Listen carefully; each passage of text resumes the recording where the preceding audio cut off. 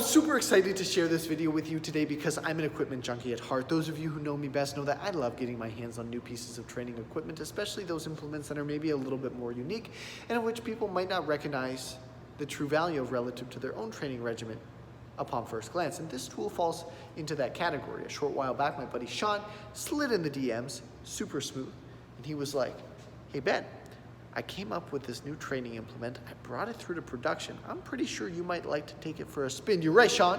I would like to take it for a spin because I love new training implements. And I like to experiment with them and see if I can find ways to effectively incorporate them into my own workout regimen. Sometimes I also find ways to ineffectively incorporate new training implements as well because trial and error at times results in less than desirable yields. However, that's not the case with this training implement. It's only proven progressive thus far. It's a pretty cool tool, to say the least. Now, the reason I like it even more, before I show you what it is and confuse you a little bit, is because of my values as a coach. When it comes to long-term progress in the weight room under the bar, you have to recognize that the application of stress has to be reasonable, as if you can't efficiently and effectively recover from it, you will not experience progressive adaptations. Well, this is worth noting, because that means in order to ensure that the application of stress is consistently reasonable, that you have to measure your inputs. And not just the primary lifts, as so many do, but also the accessory exercises. As Peter Drucker said, if you can't measure it, you can't manage it. And that holds true in the weight room.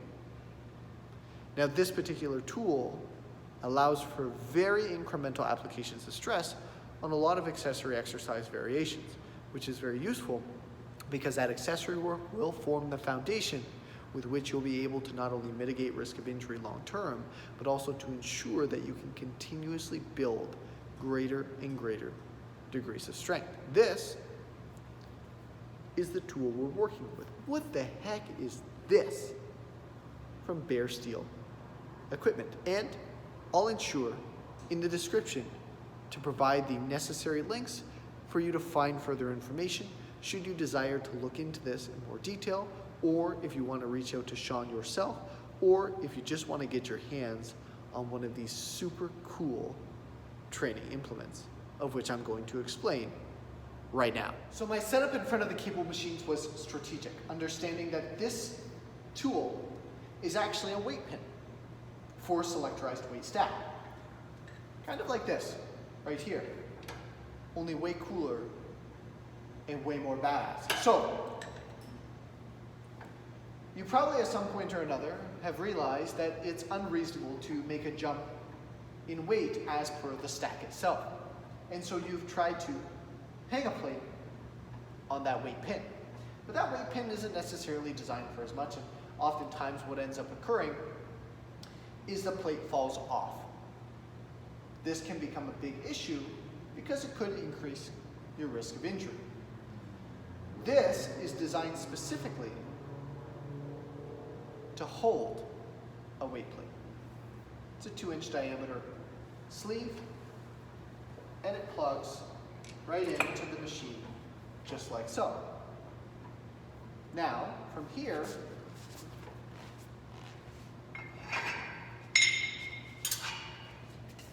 you can take your plates and add them right to the stack. You can add multiple plates. You can add larger plates if you need to. And the nice thing is that this allows you to incrementally increase the application of stress depending on the exercise variation that you're incorporating. Now, the unfortunate reality with most selectorized weight stacks is they are unreasonably structured in so much as the weight gets heavier, the increments tend to get larger. Now, I don't know why they're often designed this way, and not every machine is, but most of them are, considering that as you move along your individual continuum of strength, as you increase your physical capacity, the rate of progress actually slows, which means that, reasonably speaking, you would expect the weight stack to go up in smaller increments as it gets heavier. But of course it does the complete opposite. So this allows you to, instead of jumping from 110 to 130 pounds on a lat pull down, to maybe jump to 112 and a half pounds. Being able to better manage the application of stress on that specific exercise variation such that you can efficiently and effectively rest and recover and experience a progressive adaptation in either physique or performance development, both in the short and long term. This allows you to bridge the gap at a much faster rate. As you've probably noticed, doing 110 for 15 might be okay, but the second you jump to 130, you've got nothing left in the tank. You can only do 2 or 3 reps. You can't work with it in a reasonable fashion such that you can actually experience a progressive yield, or such that you can actually apply a reasonable degree of stress.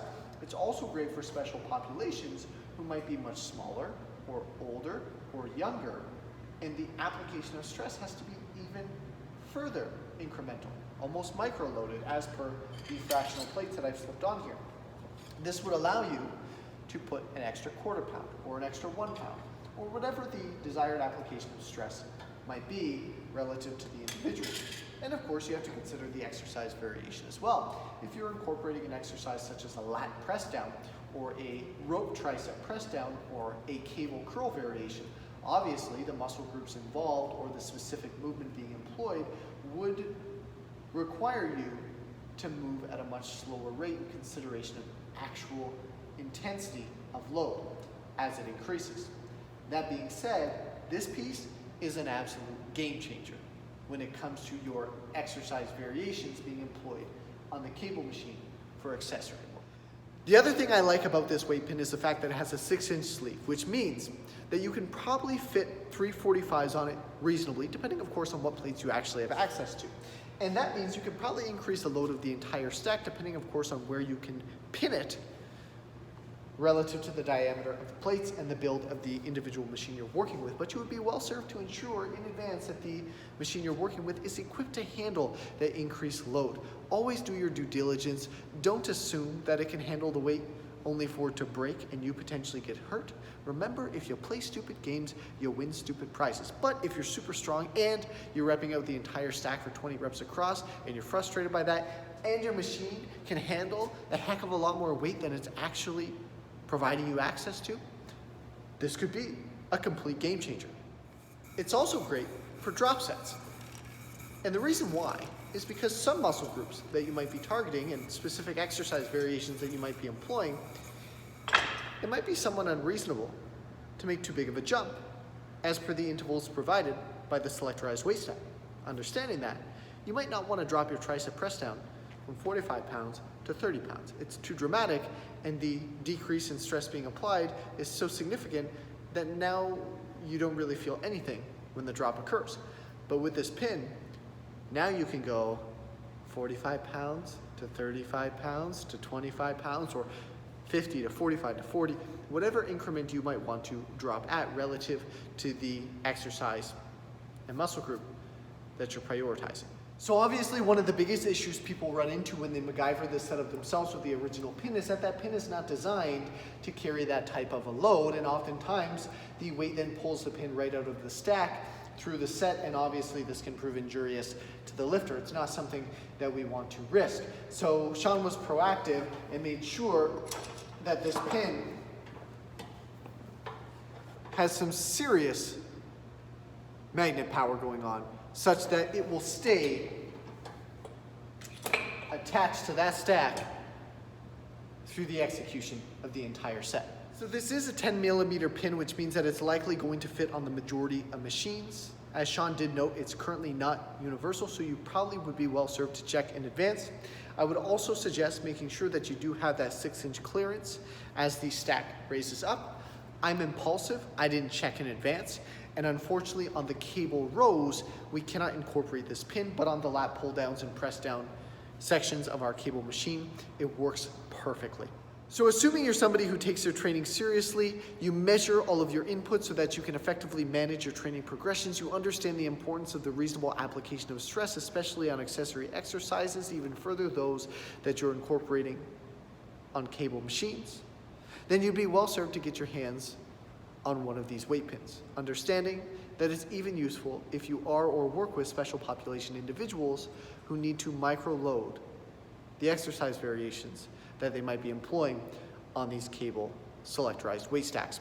That being said, I will make sure to provide you with the links required to get further information should you desire from Bare Steel Equipment and my buddy Sean.